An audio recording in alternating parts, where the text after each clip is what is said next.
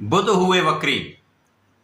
नवग्रहों में अपना संपूर्ण प्रभाव त्वरित प्रदान करने वाले क्विक रिस्पांस प्लैनेट बुध 2 अप्रैल से वक्री अवस्था में आएंगे।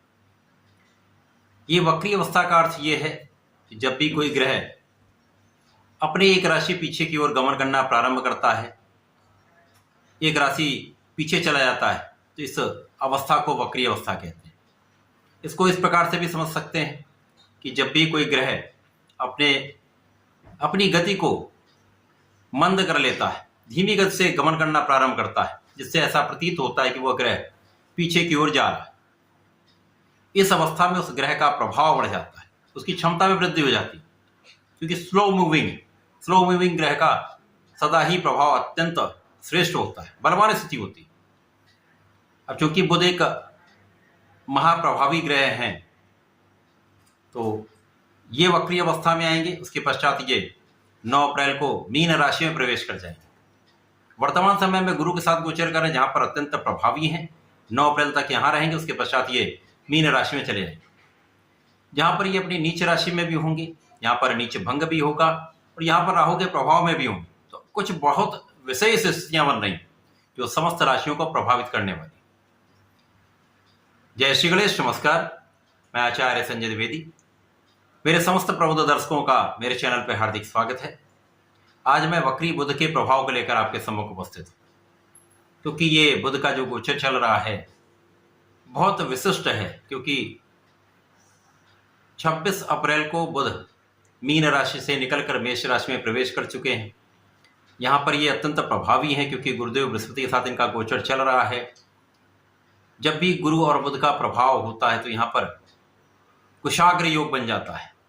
अब एक ज्ञान के कारक हैं, धैर्य के कारक हैं, विवेक के कारक गुरुदेव बृहस्पति हैं। इसी प्रकार से बुध बुद्धि के कारक तथा कैलकुलेशन के कारक हैं। इसी प्रकार से वाणी के कारक, तर्क के कारक बुध है। जब इन दोनों विशेष ग्रहों का आपसी संबंध बनता है तो महालाभ मिलता है, क्योंकि इनके बिना किसी भी क्षेत्र में आप कार्य नहीं कर सकते। इनके बिना कोई कार्य क्षेत्र संभव ही नहीं।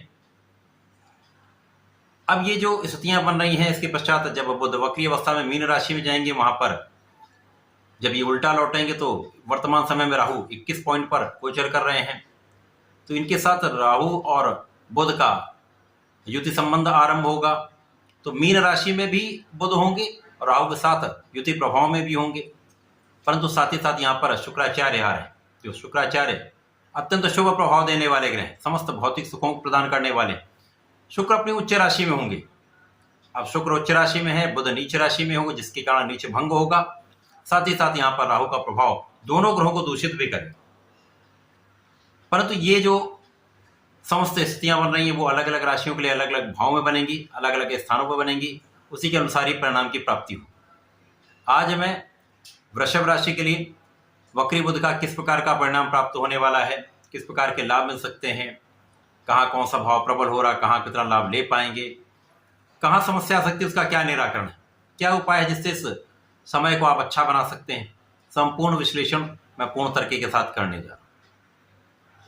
प्रिय दर्शकों, ये राशिफल आपके चंद्र राशि पर आधारित है, परंतु जिन जातकों का वृषभ लग्न है वो भी इस राशिफल को देख सकते हैं। वृषभ राशि के स्वामी शुक्राचार्य हैं, जो 1 अप्रैल से अपनी उच्च राशि में प्रवेश कर चुके हैं। तो यहाँ पर निश्चित रूप से लग्न अत्यंत बलवान है। अब वृषभ राशि के लिए ये गोचर शुक्राचार्य का जो चल रहा है वो लाभ भाव में हो रहा है, जिसके कारण ये अत्यंत विशिष्ट स्थिति है। बुध वृषभ राशि के लिए अत्यंत कारक भी हैं, मित्र भी हैं, क्योंकि शुक्राचार्य और बुध का आपसी संबंध अति मित्र का है।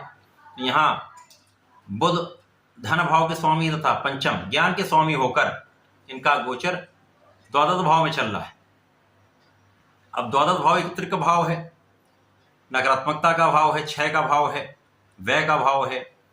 परंतु यहाँ पर गुरु के साथ योग में हूं, तो गुरु के साथ जब योग में हूं तो निश्चित रूप से इस भाव को बल मिलेगा। जो लोग विदेशी व्यापार करते हैं, विदेश में रहकर कार्य करते हैं, विदेशी सेवाओं में, उनके लिए बहुत अच्छा है। कहीं किसी प्रकार का कोई तनाव नहीं। विशेष रूप से विदेशी व्यापार में बड़ा लाभ यहाँ पर मिलने का पूरा योग बनता है, क्योंकि यहाँ पर आपका कैलकुलेशन, आपकी गणना बहुत श्रेष्ठ होती है। बुद्धि बल अत्यंत प्रबल होता है और व्यापार के कारक बुध हैं। तो इस समय, इस विशेष समय में बड़ा लाभ मिल सकता है।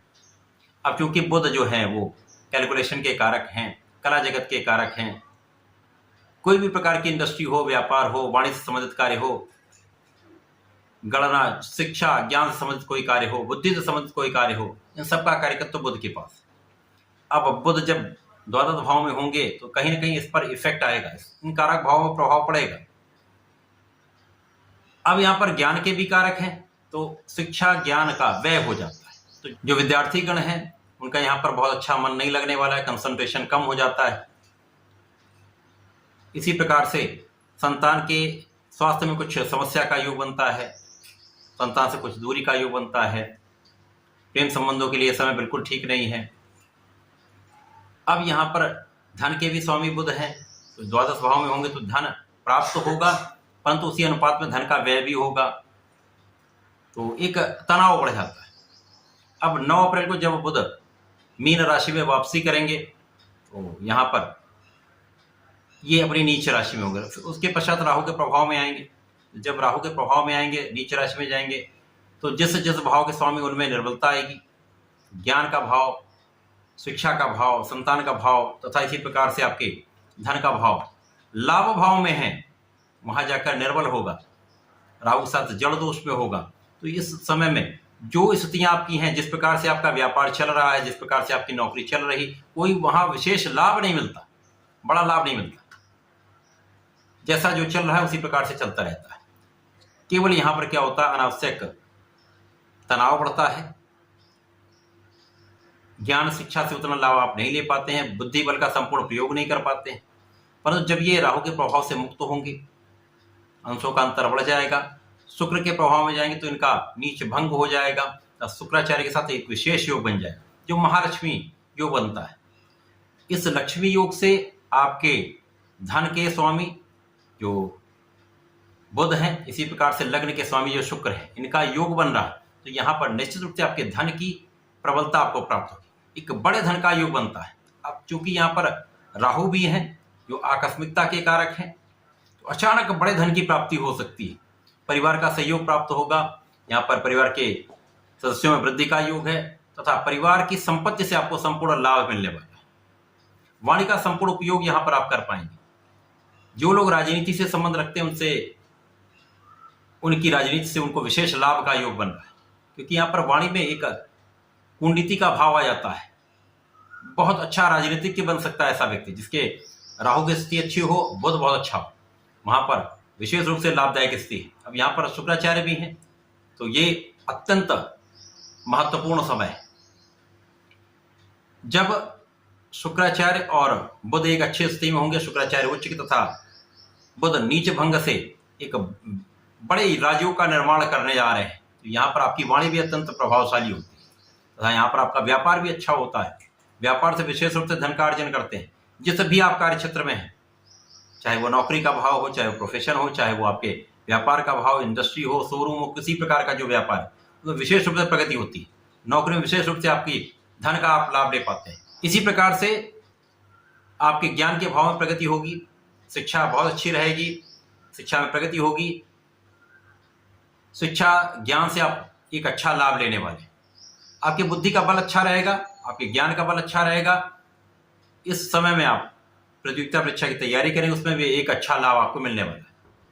संतान का सुख भी प्राप्त होगा तथा यहाँ पर प्रेम संबंध भी अच्छे रहने वाले। 25 अप्रैल को जब बुध मार्गी होंगे, जब ये बुध के प्रभाव, राहु के प्रभाव में पहुंचेंगे, तो पुनः कुछ समस्याएं आ सकती है, परंतु इस बीच में ये कुछ अच्छे लाभ भी मिलने वाले हैं। राहु के प्रभाव के कारण समस्याएं भी हो रही, तो इस समय में वृषभ राशि के जातकों को, क्योंकि यहाँ पर राहु और शुक्र का प्रभाव भी होगा, अपने मन को केंद्रित रखना चाहिए, बुद्धि का संपूर्ण उपयोग करना चाहिए, अपने कॉन्फिडेंस को प्रबल रखना चाहिए, सूर्य को नित्य जल देना चाहिए। प्रत्येक शुक्रवार को भगवान भोलेनाथ पर जलार्चन करें, पंचामृत से अभिषेक करें तथा ओम नमः शिवाय का जप करें, बेलपत्र का अर्पण करें। साथ ही साथ गणपति महाराज के संकरनाशन श्री गणेश स्तोत्रम का पाठ करें, तो आपका मन भी केंद्रित रहेगा, कष्ट कम होंगे। इस समय जो वाणी का निर्बल प्रभाव प्राप्त हो रहा वो भी ठीक होगा, धन से संबंधित समस्याएं कम हो जाए। तो इस समय में ऐसा करके इसका लाभ लें। धन्यवाद, नमस्कार।